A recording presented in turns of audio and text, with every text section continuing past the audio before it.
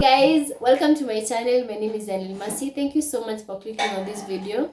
On today's video, I'm sharing with you like 5 of my favorite books. And yeah, if you end up liking the video, please make sure you hit the like button, subscribe, comment down below your favorite book. My first book is 5-Second Rule by Mel Robbins. So this book advises you to just do the thing you want to do, but you count it like downwards. You like 5, 4, 3, you're already like standing up. 3, 2, 1, you're already doing the thing, you know. Like if you want to wake up, you're like, if you want to wake up, you're like 5, 4, 3, like or 5, 4, you're out of the bed. 3, 2, 1, you're already like doing something else, like that what you wanted to do, you know, after bed. It also advises you if you want you know, that moment you really want to do something, you've been convincing yourself you're gonna do it, you're gonna do it. If you really want to do something, if you want to call maybe your boss to ask him for a raise, it actually says 5, 4, 3, 2, 5, 4, you take the phone and you're already dialing, yeah, and 2, 1, you're already doing the thing. So it encourages you to do the thing, to do something. When you think about it, don't allow your mind to start explaining yourself why you should not do a certain, whatever the thing you want to do, even if it scares you the most. Don't allow your mind to give you excuses why you should not do the thing. Do something that you wanted. My next book is Power of Now by Eckhart Saleh.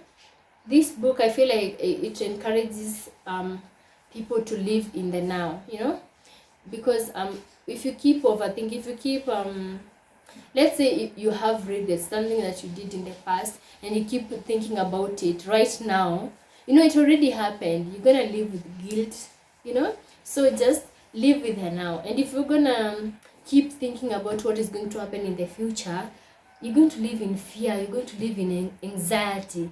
So you might as well live in the now, right now. Just whatever you're doing right now, let your mind be here, let your attention be like read something in the book. So in the book it says, forget about your life situation for a while and pay attention to your life. You know, your life situation exists in time. Your life is now, your life situation is mind. Find the narrow gate that leads to life. It is called the now. Narrow your life down to this moment. Your life situation may be full of problems. Most life situations are, but find out if you have any problem at least, not tomorrow or in 10 minutes, but when you are full of problems, no room for anything new to enter, no room for a situation. So whenever you can, make some room, create some space so that you find the life underneath your life situation. You know, like there's a situation, there's life situation is like there's something that is happening, but there's also life beneath that life situation. It encourages you to find the life that is right now, just to stop focusing on the situation itself. Like use your senses fully, be where you are, look around, just look, don't interpret. See the light, shapes, color, textures. Be aware of the silent presence of each thing. Be aware of the spirit that allows everything to be. Listen to the sounds, don't judge them. Listen to the silence underneath the sounds. Touch something, anything, and feel and acknowledge its being. Observe the rhythm of your breathing. Feel the air flowing in and out. Feel the life energy inside your body. Like feel everything. Allow everything to be within and without. Allow the easiness of all things. Move deeply into the now. You know, you're living behind the deadening world of mental abstraction of time. You're getting out of the insane mind that is draining you of life energy, just as it is slowly poisoning and destroying the earth. You are awakening out of the dream of time into the present. The way you can walk into a room and you just, maybe in your head, you just want to go on your phone, scroll around. Just enter a room, just notice everything. Notice the flowers, notice the smell, notice the people.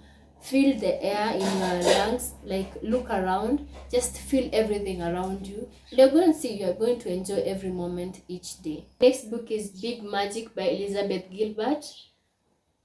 In this book, it encourages us to live without fear. You know, fear is she like fear is what is it called, it's important for you to survive in this life, yeah, because it's going to warn you against some dangers. But I feel like if you have fear, you're not going to do some things. You're going to convince yourself not to do that thing because you're like, oh, everyone did it, because it says anything you want to do in this world, everybody has done it. Anything you want to do, somebody somewhere has done that thing. But also, if it comes from you, it's a unique way, because it's going to feel like it's a you thing, you know. So it encourages you to do that something anyways, even after millions of people have done it. If you do it, it's going to be different. It's you, you know. It's like authentic to you. You know, that authenticity is what people like. Even if people have done it, people are going to connect with the authentic self. In the book, she's addressing the fear as a person and writing the letter to fear as a person. So I'm going to read it to you because I found it so encouraging. So yeah, it says, "Dearest fear, creativity and I are about to go on a road trip together. I understand you'll be joining us because you always do. I acknowledge that you believe you have an important job to do in my life and that you take your job seriously. Apparently, your job is to induce complete panic whenever I'm about to do anything interesting. And may I say, you're superb at your job. So by all means, keep doing your job if you feel you must. But I will also be doing my job on this road trip, which is to work hard and stay focused. And creativity will be doing its job, which is to remain stimulating and inspiring. There's plenty of room in this vehicle for all of us, so make yourself at home, but understand this. Creativity and I are the only ones who will be making any decision along the way. I recognize and respect that you are part of this family, and so I will never exclude you from our activities, but still, your suggestion will never be followed. You are allowed to have a seat and you're allowed to have a voice, but you're not allowed to have a vote. You're not allowed to touch the road maps. You're not allowed to suggest detours. You're not allowed to fiddle with the temperature. Dude, you're not even allowed to touch the radio. But above all else, my dear old familiar friend, you are absolutely forbidden to drive." You see, like, if you recognize that fear is like somebody, is like you're treating it like something you can talk to. Like, I feel like this letter encouraged me so much. I feel like fear is not me. I am Mercy, and fear is like fear, you know. I don't know how to say it. Just, I feel like I read this book after reading the 5-second rule, and I was feeling a little bit lazy to read it. But I was like, I'm going to read it.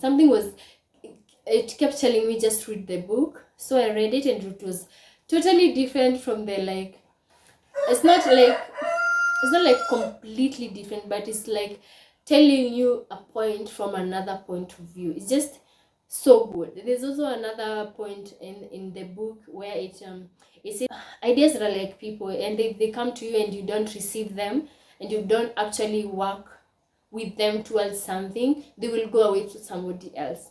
She says she had an idea about a certain book, and she wrote the book, but never got to finish the book. The name of the book, the storyline, everything.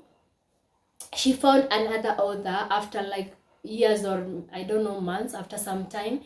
She found another author that they were friends. That they became good friends. They started discussing which book so and so is writing. And so this other author is writing the book that Elizabeth wrote like a while ago, but with the same title, with the same storyline. Everything was the same, but now the interesting part of this book is that Elizabeth never talked to anyone about this book.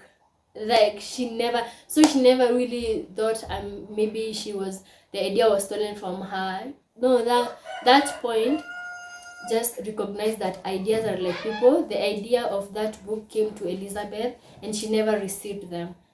I mean, she received them, but she didn't work to the completion with the idea. That idea and how we're working towards something, and they never finished. So the idea just went to the other author, and they worked and they finished the book.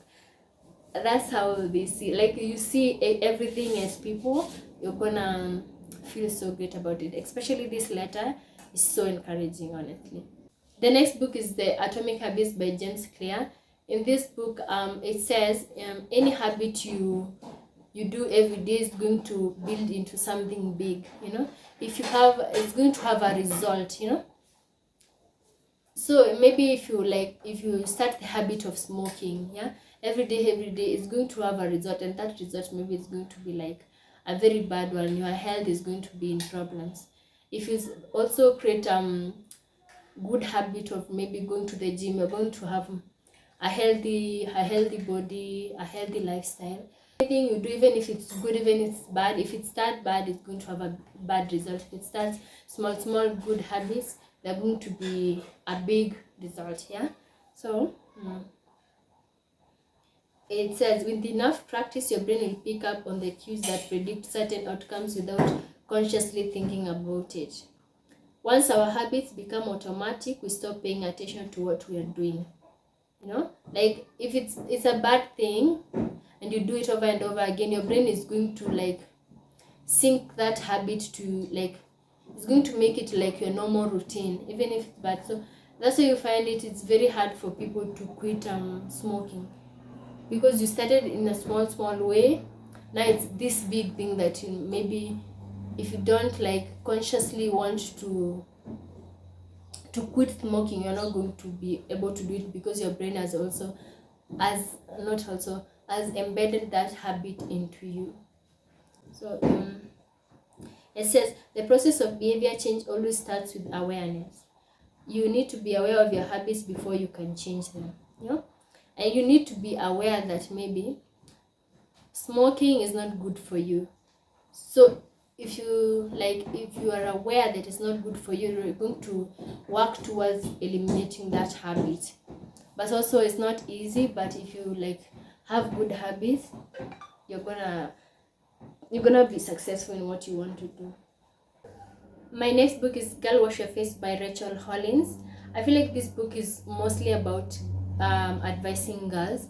It talks about all the lies that have been perpetuated by society, our family of origin, the media, and even maybe the Pentecostal itself, the devil himself.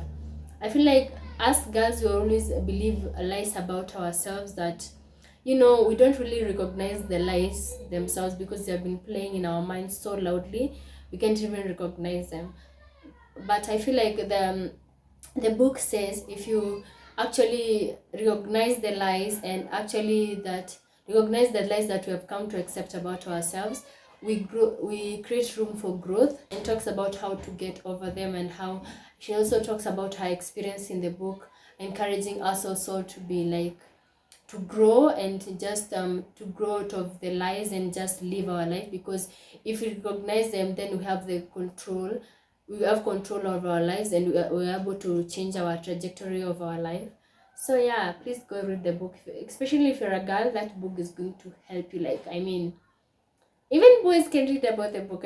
Just because I said it's mostly about girls, it also talks about some things that also can help the society in general. So yeah, if you feel like you don't know where you're going or anything, I feel like Rachel is like a big sister to us.